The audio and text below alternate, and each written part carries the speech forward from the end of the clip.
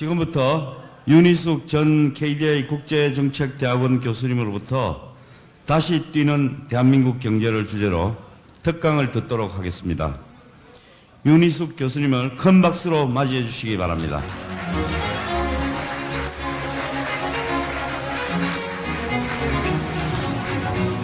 예, 특강 강사님에 대해 간략히 소개해드리면 윤희숙 교수님은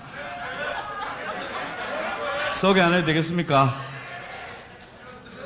그래도 임대차 3법 명연설은 소개해드려야 안 되겠습니까? 그 재정 및 복지 분야 전문가이고 대표적인 경제 전문가이신 윤희숙 교수님입니다. 다시 한번 큰 박수 부탁드리겠습니다. 화이팅! 안녕하십니까? 오늘 이렇게 귀한 자리에 불러주셔서 정말 감사하고요. 귀한 자리에 불러주셨으니까 또 도움이 되는 말씀, 또 쓴소리 좀 하고 가겠습니다. 그 당에서 저한테 부탁을 하시기를 한국 경제가 다시 뛰고 다시 도약할 수 있기 위해서는 무엇이 필요한가 이런 걸 좀 짚어줬으면 좋겠다 이렇게 부탁을 하셨어요. 그 질문이 어마어마하게 큰 질문인데 그 질문에 대한 제 대답은 우리 경제가 다시 도약하기 위한 열쇠는 여기 계신 국민의힘 115분 의원께서 쥐고 계십니다. 그래서 지금 부제가 문제는 정치해야죠. 제가 요즘에 밖에서 정치 안 하는 친구들한테 많이 받는 질문이 첫 번째가 도대체 당신들 정치인들은 국민을 뭘로 생각하냐 이런 질문을 많이 듣습니다. 그러니까 지금 여야가 똑같이 굉장히 다툼을 하고 있고 그 다툼이 국민을 위한 다툼이라고는 도저히 보여지지가 않으니까 국민들께서 그런 질문을 하세요. 두 번째 질문은 도대체 지금 경제 위기냐 태평성대냐. 우리 정권 바꾼 다음에 추경 통과시킬 때부터 계속 경제 위기, 복합 위기, 퍼펙트 스톰 이런 얘기 지금 계속했습니다. 모든 회의는 다 비상경제 대책회의, 비상경제 민생회의, 비상경제금융회의. 그런데 우리 당이 국민들한테 보이고 있는 모습은 이런 태평성대가 없어요. 비상시기라고 하고 경제위기라고 하지만 국민들이 볼 때 당신들은 왜 말하고 행동이 다릅니까? 라는 질문을 저한테 많이 합니다. 국민들한테 지금 이 질문, 한국 경제가 다시 뛰기 위해서 뭐가 필요합니까? 라고 물으면 아마 많은 국민들이 그러실 거예요. 우리는 준비되어 있습니다. 민간은 준비된 지 오래입니다. 우리 발목을 잡고 있는 게 우리 정치인이고 바로 당신들입니다. 이런 얘기를 많이 하십니다. 굉장히 감정적이라고 들리시죠?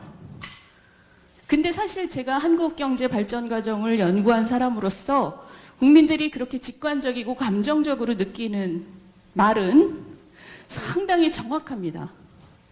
그게 얼마나 정확하고 그렇기 때문에 여기 계신 우리 의원님들이 우리나라의 미래에 얼마나 중요한 존재들인지를 제가 지금 한국 경제의 현재와 그리고 이때까지 걸어온 길을 한번 짚어보면서 같이 좀 나눴으면 합니다.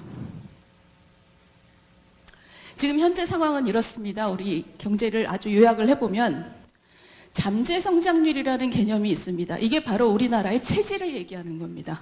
기본 체질. 기본 체질이 지금 2% 초반의 성장률을 보이면 우리나라가 대충 우리 체력대로 하는 거다. 그런데 우리 지금 올해 예측 성장률이 얼마냐면 2.4% 정도 돼요. 잠재 성장률보다 높습니다. 별로 나쁘지 않다는 얘기입니다. 상반기 경제 성장률은 2.8%였습니다. 그러니까 이 숫자만 보면 나쁘지 않다입니다. 그리고 노동시장 아직은 좋습니다. 그럼 뭐가 문제냐? 물가죠. 물가가 굉장히 높습니다. 주로 원인은 외부에서 왔지만 어쨌든 이 물가를 잡지 않으면 굉장히 큰 일이 벌어지기 때문에 이 물가를 잡는 전쟁을 하고 있습니다. 그러면 물가를 잡기 위해서 뭘 해야 되냐면 경제를 어느 정도 죽여야 됩니다. 그 경제를 죽이는 과정에서, 금리를 올려서 경제를 죽이는 과정에서 우리가 견딜 여력이 있느냐, 소비 여력이 있고 투자 여력이 있느냐, 그게 별로 없습니다. 왜냐하면 우리나라 경제 구조가 가계대출이 굉장히 많고, 또 문재인 정부 동안에 영끌, 비투 이런 게 굉장히 많았지 않습니까? 지금 우리가 그런 여력은 적습니다. 그래서 현재 상황 계속 지금 나빠지고 있다. 현재 상태 자체는 뭐 그렇게 나빠 보이지 않지만 지금 물가를 잡지 못하는 이상 계속 금리를 올려갈 거고, 올려가는 이상 경제에 충격이 가는데 그게 내년 초까지 계속 나빠질 거가 예상이 된다. 근데 그 나빠지는 과정에서 그냥 그렇게 그것은 견디면 되는데, 그 견디는 과정에서 우리 경제의 약한 고리, 가계대출, 이 부분에서 문제가 생기면, 폭발이 일어나면, 예를 들면 대출금리를 못 이겨서 영끌해서 산 집을 투매를 하면 어떡하나, 투매했는데도 집이 안 팔리면 어떡하나, 그 안 팔린 것 때문에 경매로 다 넘어가면 어떡하나, 그러면 그것이 금융기관의 부실로 이어지면 어떡하나. 이게 아주 우리 머릿속에 있는 가장 최악의 시나리오입니다. 물론 그럴 가능성이 높지는 않지만 있습니다.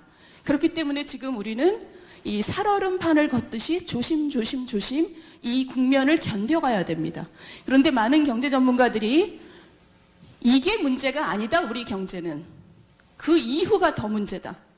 지금 이 국면을 벗어나는 것은 우리가 어찌 잘 관리하고 견뎌야 되는 문제고, 다른 나라들도 비슷한 문제를 갖고 있는데, 이것이 지나면 아마 내년 상반기 정도면 아마 이 국면이 지나갈 거라고 예측을 합니다. 한국 경제의 가장 큰 문제는 이걸 지난 다음에 좋아질 가능성이 별로 없다는 겁니다. 굉장히 가파른 내리막길을 내려가게 될 것이라는 겁니다. 별일을 하지 않으면. 여기 계신 분들이 잘하지 않으시면 우리 경제는 앞으로 쭉 가파르게 내리막길을 갈 수밖에 없습니다. 그 가파른 내리막길을 우리가 왜 이런 일이 발생하고 있고 우리가 무엇을 해야 되는지를 보기 위해서는 우리가 어떤 길을 지나왔는지를 같이 봐야 됩니다.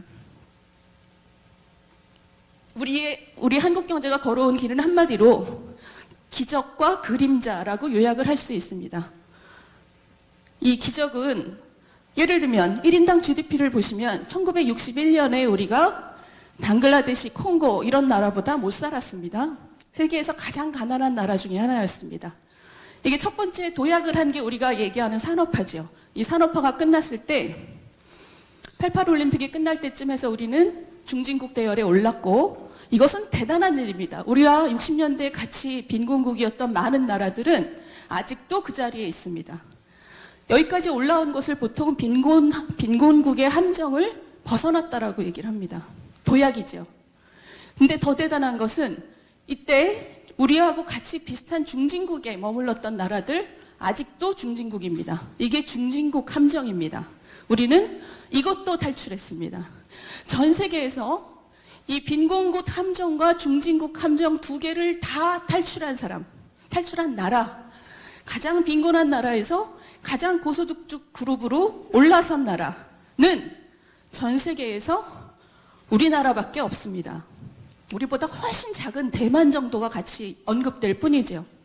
전 세계의 국가들이 우리나라를 바라보고 기적이라고 얘기를 합니다. 그런데 기적이 있을 때는 항상 대단한 압축이 있었다는 얘기이기 때문에 그 그림자도 깊습니다. 우리는 이때까지 뭘 한 거냐, 우리나라는 이런 기적을 이루면서 기적이 만든 그림자를 해소를 해온 과정입니다. 그러면 그 과정에서 정치는 도대체 뭘 했냐? 저는 이걸 우리가 잘 생각해야 된다고 생각을 합니다. 첫 번째 산업화 과정에서 이 정치의 본질이 뭐냐를 우리가 생각할 수 있는 구절이 바로 이겁니다. 정치의 본질이 뭐냐? 그 시대의 요구, 국민들의 갈망, 그것을 가장 명징하게 표현해서 그 요구 아래 국민들을 결집시켜서 국민들의 에너지를 모아내고 구현하는 것이 바로 정치죠. 그 역할을 그 당시에 정치는 해냈습니다. 5.16 혁명 공약을 보면 절망과 기아로부터 탈출한다 입니다. 그리고 그것을 국민들로 하여금 같이 노력할 수 있게 한 것은 뭐냐면 지도자의 헌신입니다. 지도자의 열정과 헌신이 이것을 가능하게 했습니다. 그랬기 때문에 국민들이 절망과 기아 속에서 허덕이던 국민들이 이 깃발 아래 모였던 거죠. 그리고 이 당시 정치의 천재성은 철저하게 초점이 사람한테 맞춰져 있었습니다. 1968년 국민교육헌장의 구절을 기억하실 거예요. 각자의 처지를 약진의 발판으로 삼아 절망에 빠져있던 국민들한테 이건 기회다. 여기에 절망하지 말고 우리는 이걸 약진의 발판으로 삼을 수 있다라고 마음을 일으켰던 겁니다. 그 당시 61년부터 60년대 내내 우리나라는 국가 예산의 반 이상을 미국의 원조로 채웠습니다. 한마디로 제대로 된 나라가 아니었습니다.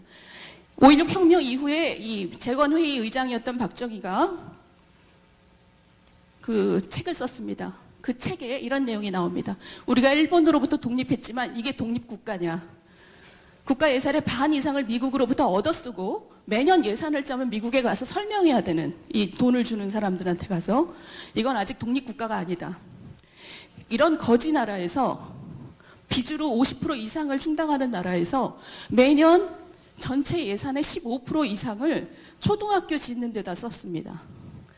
어마어마하게 많은 인구를 어마어마한 속도로 교육을 시켜냈습니다. 그리고 그것이 산업화 과정과 긴밀히 연관을 짓도록 만들어서 경공업이 시작되면서는 1968년 중학교 대중화를 이뤘고 1974년에 고등학교 평준화를 이뤘죠.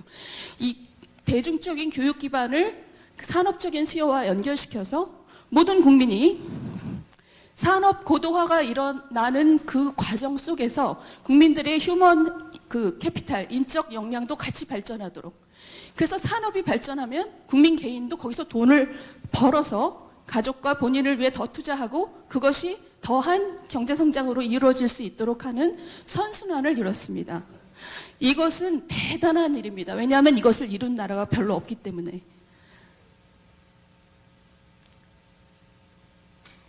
이것이 1993년에 세계은행에서 발간해낸 보고서 동아시아의 기적입니다. 여기서 이 사람들이 한국에 대해서 찬탄하죠. 그 찬탄의 엑기스가 바로 이겁니다. 산업화의 과정 속에서 국민 다수가 소외되지 않고 그 안에서 본인의 역량과 일자리를 얻어서 그것이 본인과 가족을 위해서 또 하나의 그 투자의 서클을 만들어내고 나라를 위한 성장으로 만들어내는. 보통 고도 성장을 하면 국민 대다수가 소외되죠. 근데 우리나라는 국민 대다수가 이 과정에서 소외되지 않고 자신의 삶을 업그레이드하는 과정을 겪어서 이것이 바로 그 유명한 경제 그 성장의 선순환입니다. 이게 가능했던 것, 이것을 가능하게 했던 것이 당시의 우리 정치입니다. 이것이 첫 번째 도약이라면 그러면 이것이 만들어낸 그림자는 뭐냐? 그림자도 깊었습니다. 이게 1979년 7월에 YH 무역 사건 기억나시죠? 수출 지향의 고도 성장을 이루는 과정에서 인권과 민주주의와 노동 3권을 회피했습니다. 당시의 개발 독재 정부는. 이것이 우리의 고도 성장이라는 기적에 바로 같이 오는 그림자죠. 이 그림자를 극복한 것이 바로 우리 국민입니다. 우리 국민은 이때가 되면 이미 이 인적인 역량이 발전하고 민도가 높아지고 우리는 민주주의 하고 살아야 되겠다라고 이제 외치기 시작하죠. 이게 1979년 부마 사태가 시작된 마산역입니다. 당시에 이제 부마 사태의 시작점인데 이것이 좀 전에 YH 무역회사 사건과 함께 박정희 정권의 어떤 조종을 울린 그런 사건들입니다. 이것이 이제 우리나라의 민주주의를 위한 투쟁의 어떤 시발점이 되는데 이것이 거의 결실을 맺은 것이 이때죠. 87년. 기억나시죠? 다들 여기 계신 분들은 기억나시죠? 87년 플라자 호텔 앞에 이게 서울에서 100만, 지방에서 50만. 100만이 모이면 이런 그림이 나옵니다.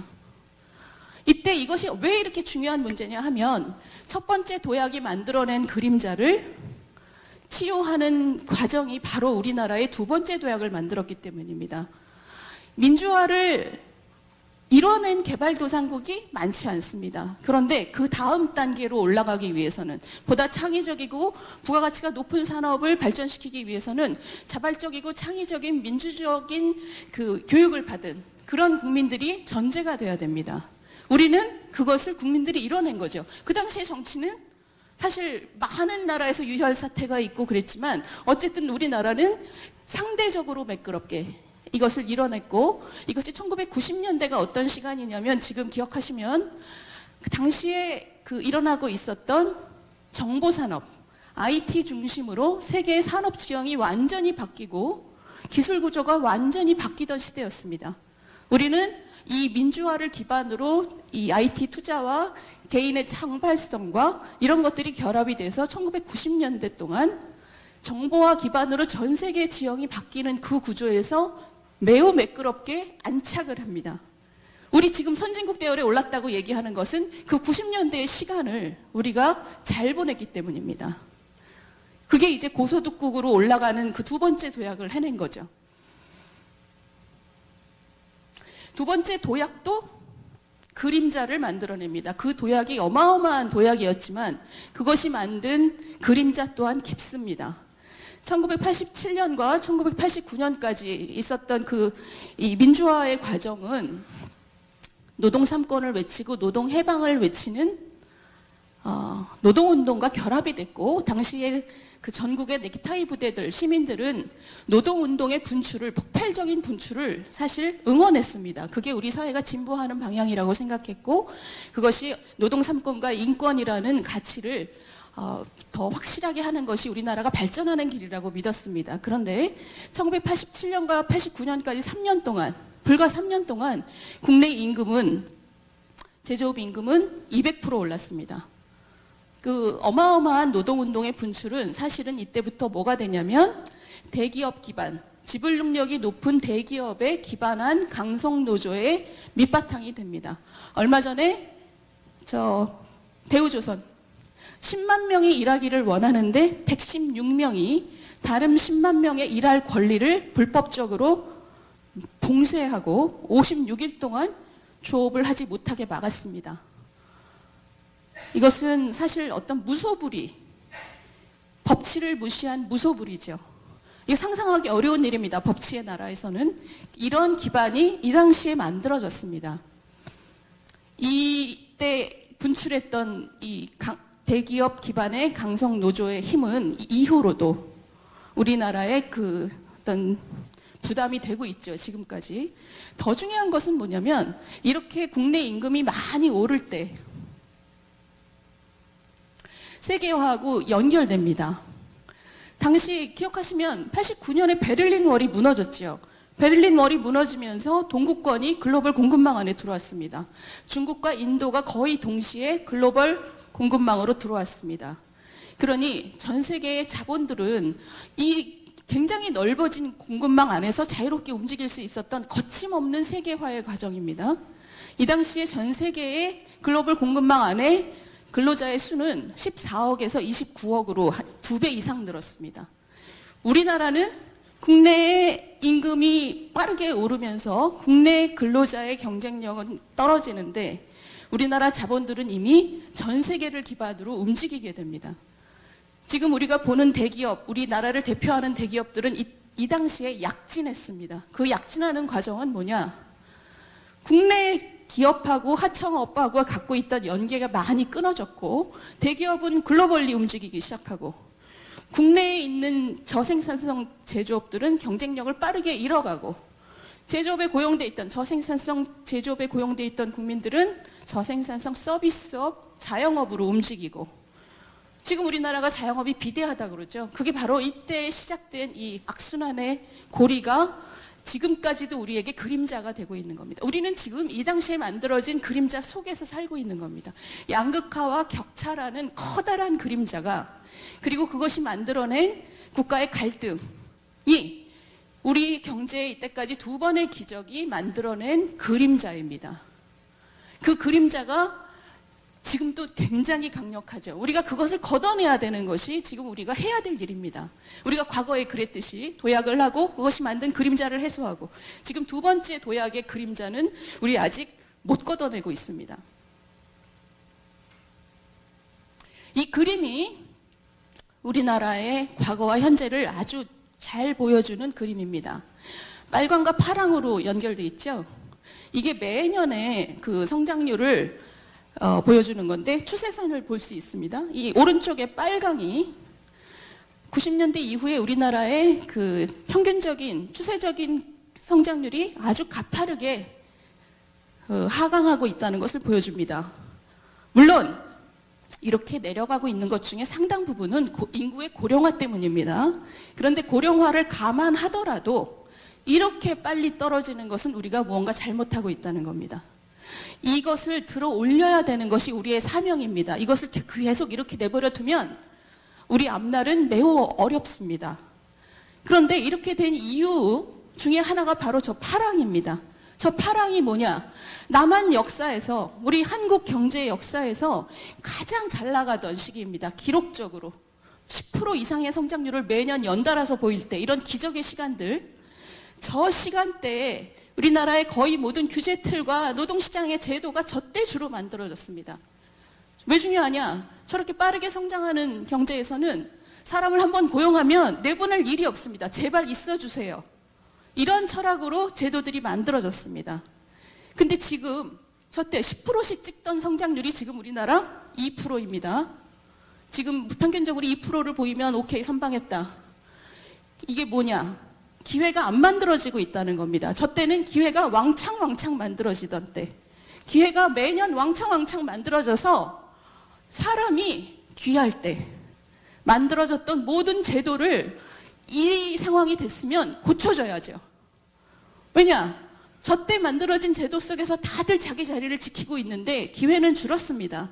그러면 젊은이들이 갈 데가 없습니다. 지금 저렇게 철밥통이 자기 자리를 유지할 수 있도록 만들어 놓은 제도를 바꿔놓지 않으면 공정과 상식이 뭐냐, 이런 갈등의 문제가 계속 제기될 수밖에 없습니다. 지금 우리가 그런 상태입니다. 제가 말씀드렸죠. 양극화, 격차, 이것이 지금 90년대 이후에 우리 경제 구조가 전환한 큰 그 흐름이었다. 잘 나가는 부분은 굉장히 잘 나갔지만 그 이전에는, 산업화 시절에는 우리 부모님 세대, 또 우리 여기 계신 일부의 의원님들 세대는 하면 된다, 이런 게 사회적인 정서였습니다. 내가 열심히만 하면 여기서 나와 우리 가족을 한 단계 더 좋은 삶을 살 수 있다, 이런 그 하면 된다 정신이 나라의 아주 기본적인 정조였습니다. 그것이 양극화와 격차 심화, 이 과정을 겪으면서 해도 안 된다 라고 느끼는 국민들의 비중이 점점 늘어났습니다. 그게 바로 양극화, 갈등, 이것이 2000년 이후로 우리 사회를 지배하는 언어가 됐고, 문제는 저 파랑에 만들어진 제도를 고쳐야 이 빨강에 있는 부분의 움직임이 이루어져서 이 경로를 들어 올릴 수가 있는데, 저거를 못하고 있습니다. 저걸 못하는 이유가 뭐냐? 저 구조개혁을 통해서 저때 만들어진 제도를 고치고 이것도 들어 올리고 그리고 공정을 구현하는 것이 안 되는 이유는 뭐냐? 이미 사회의 갈등 수준이 너무 높기 때문입니다. 정치의 역할은 이 그림에서 나타난, 우리가 지금 우리 시대에 우리가 감당해야 될 사명이 있다면 이 빨강을 들어 올리는 겁니다. 그러려면 저 파랑에서의 제도를 고치고 구조개혁을 일으켜야 되는데, 그것을 이때까지 못한 이유가 뭐냐? 기본적으로 정치는 이걸 하는 거죠. 이걸 하려면 이거가 안 된 이유가 바로 갈등 때문인데, 지금 정치는 요것을 해결해야 하는 것입니다. 그러면 정치의 역할이 저거라고 했을 때 어떤 정치냐? 저는 그게 굉장히 중요하다고 생각합니다. 지연된 구조개혁, 사회통합, 이게 구조개혁과 사회통합, 이 두 가지, 이게 시대적인 사명인데, 이것을 일으켜서, 이것을 구현해서 경제를 도약시킬 수 있는 정치는 어떤 정치냐? 그러면 저는 한 가지밖에 없다고 생각합니다. 이 민주주의가 심화되고 있는 우리나라에서 저것을 이뤄낼 수 있는 정치는 선공후사의 정치 말고는 답이 없다고 생각합니다. 왜냐? 민주주의 사회에서 예전처럼 개발 독재처럼 자, 나를 따르라. 정부가 얘기하면 따르는 그런 사회가 더 이상 아닙니다. 모든 국민이 다 귀하고 그런 국민들 사이에 갈등이 발생하고 있고 그 갈등을 조정해야 하는 게 정치인데 모든 구조개혁은 피해자가 발생합니다. 그 피해자가 발생하는 것을 도대체 무슨 재주로 국민에게 설득하고 동의를 끌어내겠습니까? 국민들 입장에서는 정치가 믿을만 해야 되는 거죠. 세상이 무너져도 내가 가진 콩 한 쪽이 없어진다면 난 그건 용납할 수 없어.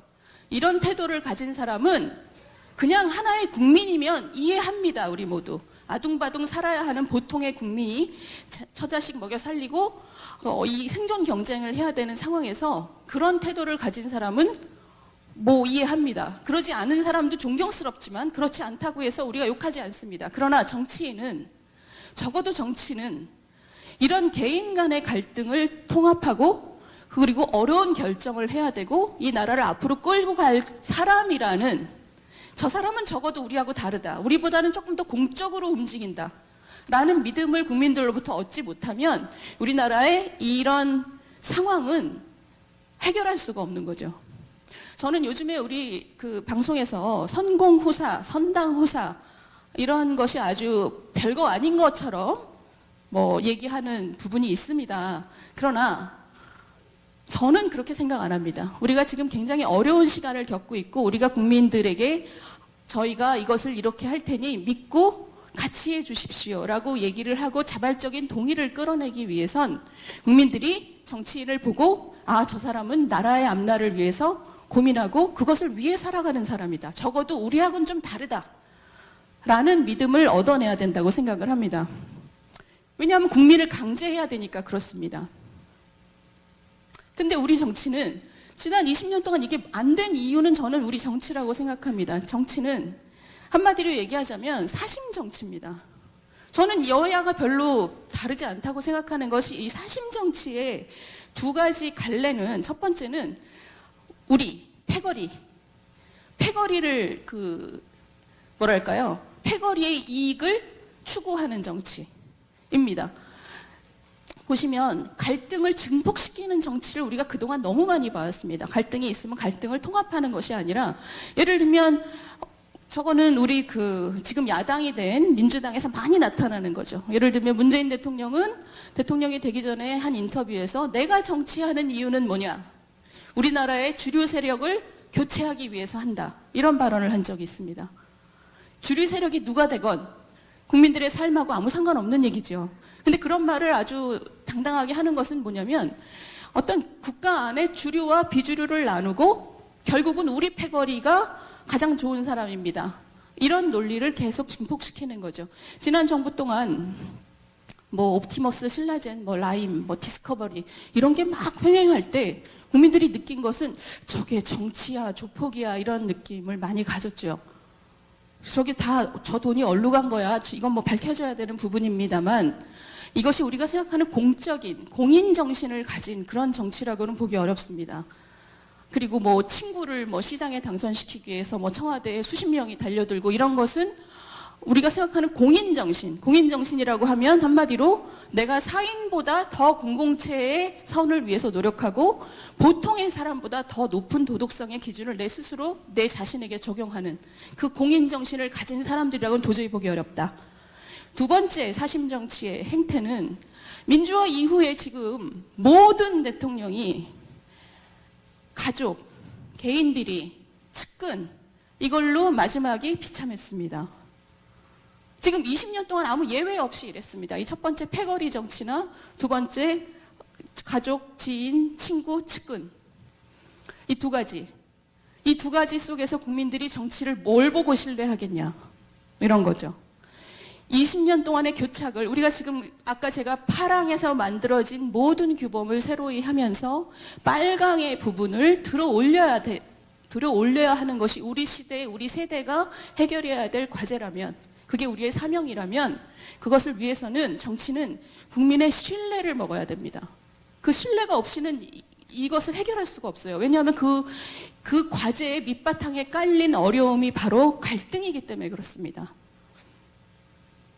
지금 고난도 구조개혁을 해야 되는데 하기 어렵다. 우리 당이 지금 우리나라의 미래를 위해서 역사 앞에 떳떳하려면 이렇게 어렵게 정권을 찾아와서 해야 되는 일이 뭐냐? 그러면 이걸 해야 되는데 이걸 하기 위해서는 우리가 가진 자산이 너무 없다. 라고 저는 생각을 합니다.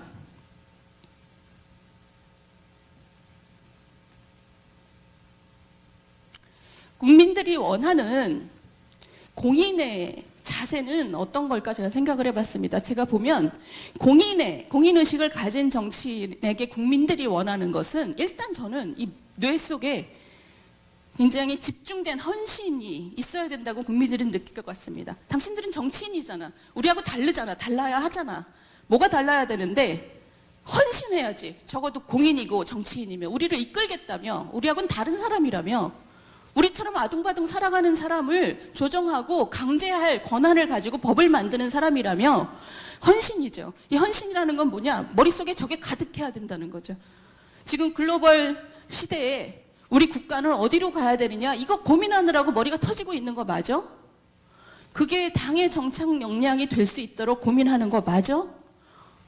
그리고 당신들이 이 통합을 위해서 노력하는 거 맞아? 우리 시대의 지금 사명은 구조개혁과 통합이야. 근데 모든 일에 있어서 당신들이 통합을 추구하는 거 맞아? 갈등을 증폭시키는 게 아니라? 그리고 이 어렵게 찾아온 정권을 성공시키기 위해서 도대체 무슨 고민을 어떻게 하고 있는가? 그리고 매번의 갈등이 벌어질 때 공적인 명분을 정말 중시하는가? 당신 자신과 당신 가족이 아니라 측근이 아니라 이게 아마 우리 국민들이 기대하는 공인의 자세라고 저는 생각을 합니다.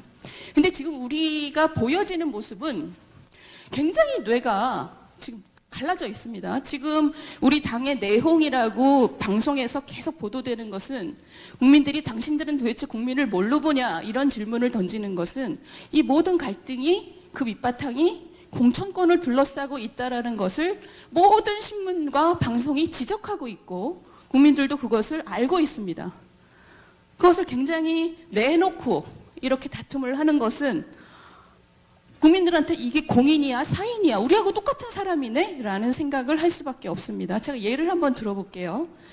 개인에게 어떤 불법 의혹이 터졌을 때 보통의 사람은 보통의 우리 국민이라면 자기 자리를 지키면서 소송을 불사하고 그 의혹을 벗기 위해서 노력할 겁니다. 그렇지만 매우 공적인 자세를 가진 사람이라면 공동체의 명예가 중요하니까 일단 나는 자리를 내놓고 내 명예는 내가 알아서 벗겠다. 아니, 다 회복하겠다. 이 두 가지가 아마 큰 그 스펙트럼의 양쪽 끝이겠죠. 국민들은 아마 여기서 보다 공적인 것을 원할 겁니다. 우리 공동체 안에 어떤 갈등이 발생하고 그것이 그 불법 의혹하고 관련된 거라면 가장 공적인 자세는 아마 이런 걸 거예요. 당원과 지지자들의 마음을 헤아리고 사람들이 창피하지 않을까. 절망하지 않을까 이런 것을 헤아려서 가장 투명하고 공정하게 갈등을 해결하고 통합하는 방식을 취하는 것이 공적인 자세일 겁니다. 그 반대는 민간 회사에서 일하시는 분들 많이 겪는 거죠. 무슨 일이 벌어지면 누군가가 무슨 어려움을 겪으면 때는 이때다. 그리고 복마전에 들어가죠. 보통 때 미웠던 놈. 이런 상황에서 내 힘을 키워야지. 이게 민간 회사에서 많이 보이는 행태입니다. 이 두 개도 이 커다란 스펙트럼 중에 하나죠. 국민들이 원하는 것은 아마 우리 당이나 우리 정치 전체에 원하는 것은 이 보다 공적인 해결 방식을 보여주세요. 제발. 이런 걸 겁니다. 근데 최근에 저는 밖에서 봤을 때 우리 당은 매우 사적인 방식을 추구하고 있다고 보입니다. 국민들이 지금 외면하고 있죠. 우리 지지자들도 점점 더 외면하고 있습니다. 제가 말씀을 마치겠습니다. 이 펭귄은 남극에서 혼자서 뭘 하다가 바닷물에 떠밀려 와서 지금 1000km를 떠밀려 와서 뉴질랜드 해안에 서 있는 펭귄입니다. 펭귄이 바다를 하염없이 바라보고 있습니다. 왜냐? 할 일이 없죠. 할 일이 없어요. 목표도 없고 할 일도 없습니다. 그래서 지금 이러고 있습니다. 우리 국민들이 지금 국민의힘 당에게 던지는 질문이 바로 이겁니다. 국민의힘은 목표가 없습니까? 입니다. 국민의힘은 목표가 없나? 이렇게 어렵게 정권을 찾아왔는데 도대체 보수당의 목표는 뭡니까? 자유민주주의 보수당의 목표는, 근본적인 목표는 국민 개개인이 그 마음속에 가장 깊이 가지고 있는 희망이나 바램을 구현하면서 인생을 살 수 있도록 돕는 것입니다. 그런데 그것은 시기나 상황에 따라 구체적인 그 외양을 달리합니다. 우리 시대는 그것이 구조개혁과 국민통합입니다. 그걸 위해서 정권을 가져왔으면 앞으로 5년 동안 우리가 도대체 뭐뭐뭐뭐를 해야 된다라는 것을 당의 지도부와 의원들께서 긴밀하게 소통하면서 5년 동안 이루어야 될 것을 리스트를 우선순위로 아주 명확하게 세우고 60년 전에 우리가 그랬듯이 우리가 지금 해야 되는 일을 가장 명징한 언어로 국민 앞에 내세우고 5년 동안 이것을 어떤 순서로 할 것인지를 일사불란하게 지금 하고 있어야 되는 상황이죠. 근데 국민들한테 저 당은 목표가 없는 당인가 봐. 서로 싸우느라고 하루하루를 보내고 있어. 하루하루 서로 싸우는 집단은 목표가 없는 집단입니다. 제가 말씀을 맺자면 국민들이 우리에게 원하는 모습, 지금은 실망해서 외면하는 국민들이 점점 많아지지만 우리에게 원하는 모습을 보여줘야 하고, 그게 우리가 역사 앞에서 지금 앞단에 기적들을 만들어낸 선배들 앞에서 우리가 우리 세대의 사명을 해결하는 것이 우리가 역사 앞에 떳떳할 수 있는 길이죠. 여러분들 그 10명의 법칙 아시죠? 어디든 나라든 조직이든 의인이 10명만 있으면 절대 안 망한다. 국민들은 저는 지금 그걸 기다리고 있다고 생각합니다. 매일매일 나오는 이 지겨운 너무나 거친, 그리고 국민의 삶과 별로 상관없는, 자기들끼리 싸우는 이런 상황에서 그 의인들의 모습을 지금 저는 기다리고 있다고 생각을 합니다. 오늘 여기 오신 분들 중에 그런 의인들이 많이 나오시면 좋겠습니다. 네, 이상입니다. 감사합니다. 예, 역시 윤희숙 교수님입니다. 또 한 번의 명강의가 있었다고 생각합니다. 이런 명강의, 명연설에 혹시 질의하실 감이 있으십니까? 더 이상 뭐 질의가 필요 없을 정도로 명쾌한 강의였다고 생각하고요.